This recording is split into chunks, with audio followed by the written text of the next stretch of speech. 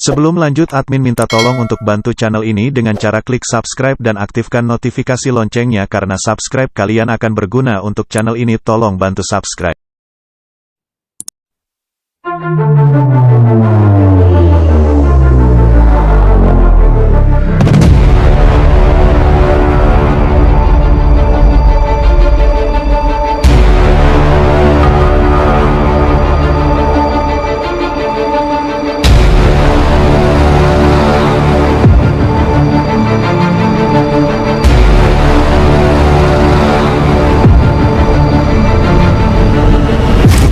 Saya berharap sudah saatnya anak-anak bangsa bangun, bangkit, dan berdiri untuk menyingsingkan lengan baju.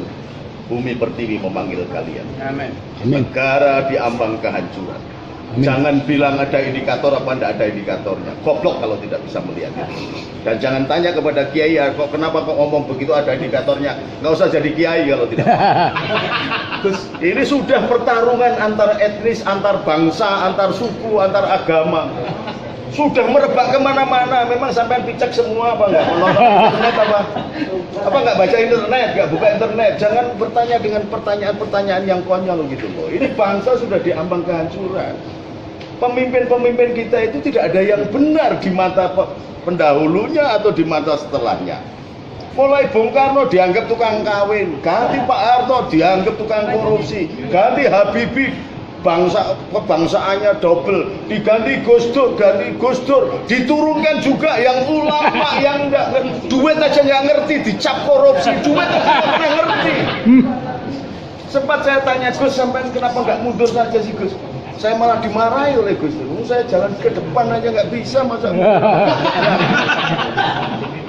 ini kita diganti oleh Megawati dikatakan penjual negeri, diganti oleh SBY presiden yang ragu-ragu sampai wajahnya ditempelkan di silet kebo. Coba, ini kan lambang negara, Bung. Betul. Lambang negara di Amerika yang negara paling bebas sekalipun mendekati titik istana presiden dari jarak 40 meter ditembak mati.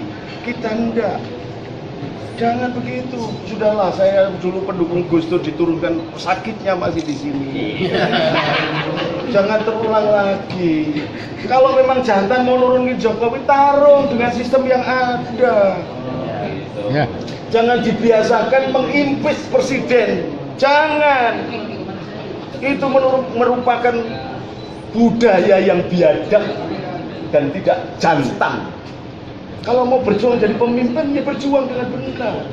Jangan kemudian sudah dipilih, kemudian mau diturunkan, mau diinikan.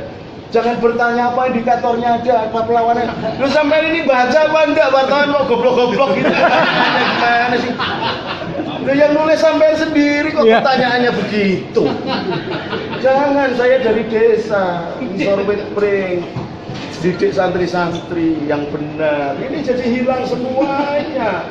Diajari sopan santun, jadi orang tidak sopan santun semua. Bagaimana Anda bisa mengaku beragama kalau tidak memiliki akhlak budi pekerti? La khuluq la din, orang yang tidak punya akhlak dan budi pekerti tidak punya agama. Ingat itu. Gus, pernyataan Gus gimana Gus? Saya nggak ada urusan Ahok mau disantet atau mau dibunuh.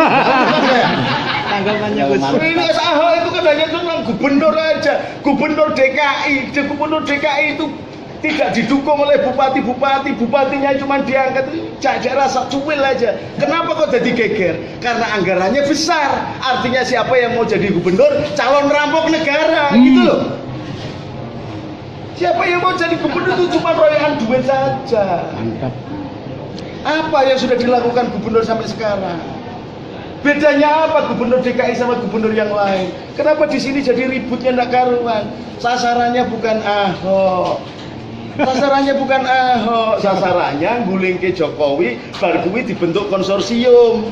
Siapa yang jadi presiden? Nah, nanti royoan sendiri lagi. Nek royoan sendiri lagi, nanti akan jadi chaos nasional. Dan kalau itu terjadi, sudah susah dipersatukan kembali Indonesia ini. Sudah segitu parah? Lah enggak segitu parah, sampai tidur aja di rumah lah. Masa kok nggak cerdas-cerdas? TV bendino. Gus, jadi bagaimana cara membangkitkan rasa kebinekaan lagi di kalangan anak Tulis muda? yang benar. Media tulis yang benar. Tulis ini, sampaikan bahwa sampean adalah nabi-nabi di Indonesia, karena wartawan adalah pembawa berita dan nabi dari kata an-naba, pembawa berita. Sampaikan kebenaran bahwa Indonesia memanggil engkau. Kalau itu terjadi, cepet Bung, cepet Mbak. Karena apa? Indonesia ini dilindungi sendiri oleh Allah Subhanahu wa Ta'ala. Amin. Yang semula Soeharto tidak mungkin jatuh kok. Dan ini jangan lupa bahwa ketika muncul begini nanti akan gerakan yang luar biasa. Dan Anda ikut membantu menyadarkan kembali jiwa kebangsaan kita. Ini yang penting. Tapi kan situasi seperti sekarang semakin diperkeruh dengan adanya berita-berita yang tidak benar yang disebarluaskan melalui media sosial. Nah, siapa yang nulis? Iya, tidak hanya media. Tapi ada juga yang lain.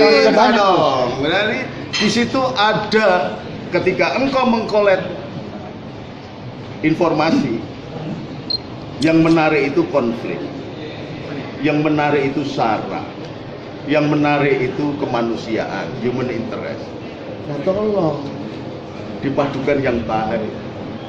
Nah, ini semuanya sudah dianggap komoditas semua, sampai konfliknya itu jadi komoditas, sampai partainya jadi komoditas. Islam mengajarkan ketika terjadi firqoh terlalu banyak kelompok-kelompok, maka akan memicu furqoh atau perpecah belah. Kalau ini terjadi, ya sudah. Saya tinggal berapa tahun lagi mati, sudah tua, umur sudah 68 gitu. Anda ini yang masih muda-muda, masa mau jadi bangsa jongos terus bagaimana? Kalau melihat dinamika yang terjadi ini, awalnya karena apa? Apakah memang pemerintah yang tidak tegas menyaring informasi? Banyak aspek, saya tidak mau mencari siapa kambing hitam. Kalau melihat secara umum semuanya salah. intinya apa? Intinya mempelajari agama tidak matang, menjadi pemimpin rekrutmennya tidak matang. Ada orang yang semula cuman jadi maklar di terminal jadi bupati, pengetahuannya tidak pas. Ditambah lagi sentimen rebutan jamaah, masing-masing gereja mengajarkan kemunafikan, masjid mengajarkan kemunafikan. Ketoke rukun, pimpinane do rukun. Hanya untuk menghabiskan dana dari FKUB yang dididikan pemerintah, tetapi di bawahnya, di lingkungan gerejanya, di masjidnya, di kuilnya menceritakan tentang permusuhan. Tidak benar.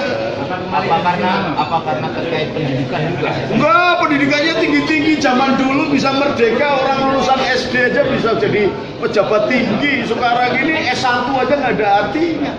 Bukan pendidikan, moralnya kebangsaan, moral dan akhlak budi pekertinya, jiwa gotong royongnya yang sudah tidak ada.